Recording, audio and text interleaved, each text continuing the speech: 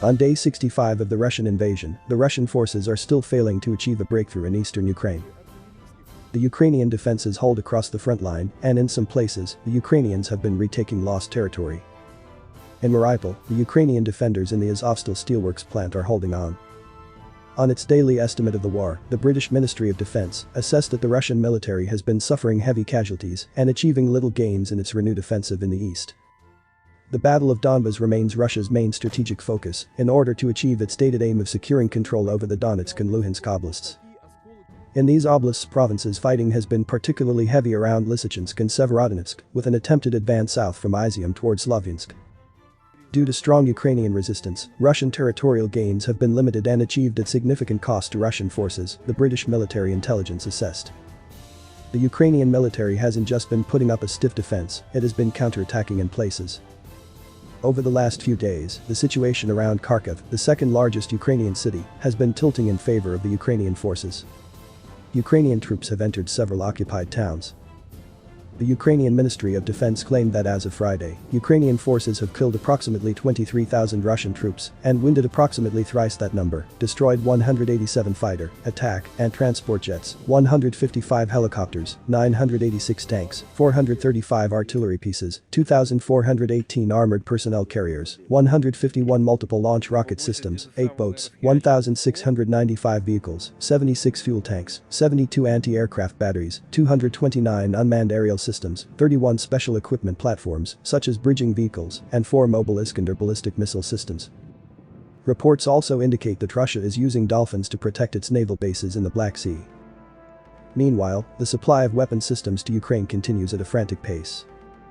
US President Joe Biden has proposed a $33 billion security, humanitarian, and economic aid package to Ukraine. More than $20 billion of that package would go toward the needs of the Ukrainian military, security services, and law enforcement. But the US hasn't been the only one providing Ukraine with weapons. Poland, which shares a common border and hatred of Russians with Ukraine, has been one of the largest contributors compared to gross domestic product of military aid to Ukraine. The Polish have sent air-to-air missiles and spare parts to refurbish and replenish the fleet of the Ukrainian MiG-29 Fulcrum fighter jets. In addition, they have sent hundreds of T-72 main battle tanks, which are very useful to the Ukrainians because they already operate that type of tank and thus required almost no time to familiarize themselves with the machine. The US claims to have evidence that proves that Russian forces are executing Ukrainian troops while they are trying to surrender. The US accused the Russian military of summarily executing Ukrainian soldiers who were trying to surrender. We now have credible information that a Russian military unit operating in the vicinity of Donetsk executed Ukrainians who were attempting to surrender, rather than take them into custody. Beth Van Schaack, the US ambassador at large for global criminal justice, stated during a United Nations Security Council meeting. Russian forces have already committed heinous atrocities and war crimes against Ukrainian civilians across the country. If true, this would be in violation of a core principle of the law of war.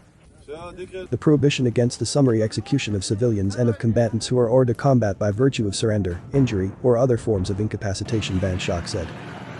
These reports suggest that atrocities are not the result of rogue units or individuals, they rather reveal a deeply disturbing pattern of systematic abuse across all areas where Russia's forces are engaged, the US ambassador added.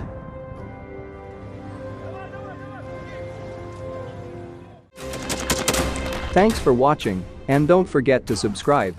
Also, if you want to support Warthog Defense, please become our member and get early access to new videos, exclusive members-only videos, and become administrator in comment section. The membership link is in the description. Rescues every day. We had a guy last week, it's 6 rescues in 6 days. You know, he's doing the job every day.